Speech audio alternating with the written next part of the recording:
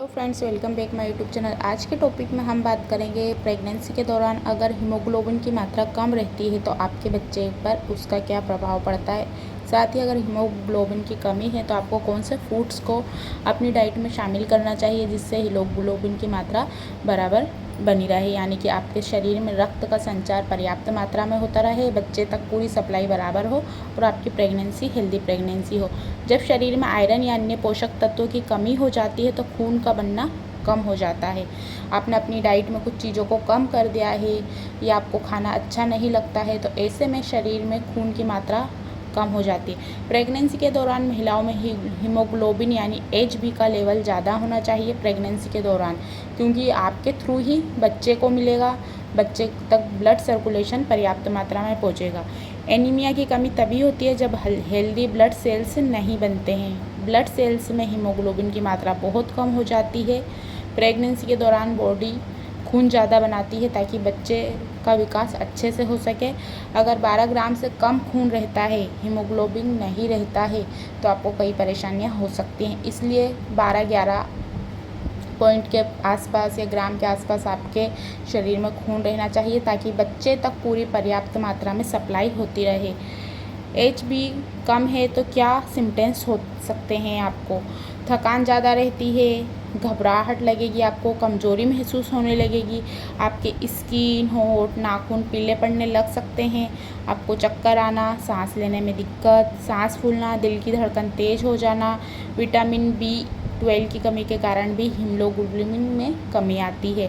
अब आप कुछ ऐसी डाइट हैं जिनको शामिल कर सकते हैं अपनी डाइट के अंदर। सुबह शाम जब भी आपको समय मिलता है, आप कुछ ऐसी चीज़ें नहीं खाना चाहते हैं जो आपको पसंद नहीं है, तो बहुत सारी चीज़ें हैं जिससे हीमोग्लोबिन की मात्रा को बराबर लेवल में रखा जाता है। आपकी जो सप्लीमेंट रहती है, यानी कि जो आपकी दवाइयाँ रहती हैं आयरन कैल्शियम की, वो तो आपको पर्याप्त मात्रा में लेना चाहिए। फर्स्ट मंथ जैसे ही आपका लगता है, फर्स्ट से 9th मंथ या डिलीवरी के बाद तक भी महिलाओं की चलती है, लेकिन आपको प्रेगनेंसी के दौरान तो वो खाना ही चाहिए जिससे आपको आयरन पर्याप्त मात्रा में बना रहे, आपके शरीर में हीमोग्लोबिन यानी रक्त की बिल्कुल भी कमी नहीं हो।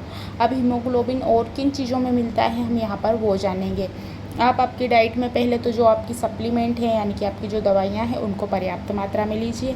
आप चाहें तो अंकुरित जो हरे चने रहते हैं उनको रात में भिगोकर सुबह में भी आप फ्राई करके या अच्छे से बॉईल करके उसको खा सकते हैं।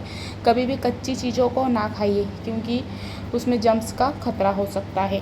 इसके साथ ही आप एप्पल खा सकते हैं। एप्पल काफ़ी अच्छा रहता है आपकी आँखों की रोशनी के लिए, आपके दिमाग के लिए, क्योंकि शुरुआती दिनों में होता ये है कि बहुत ज़्यादा कमज़ोरी फील होने लगती है, अच्छे से खाना नहीं डाइजेस्ट हो पाता है, तो तब आप फ्रूट्स ले सकते हैं। इसके साथ ही जो डेयरी प्रोडक्ट आते हैं यानी दूध से बनी हुई चीज़ें आती हैं, दूध, मक्खन, मलाई, ये वाली चीज़ें, छाछ हुई, आप इन चीज़ों का सेवन कर सकते हैं। पनीर ले सकते हैं।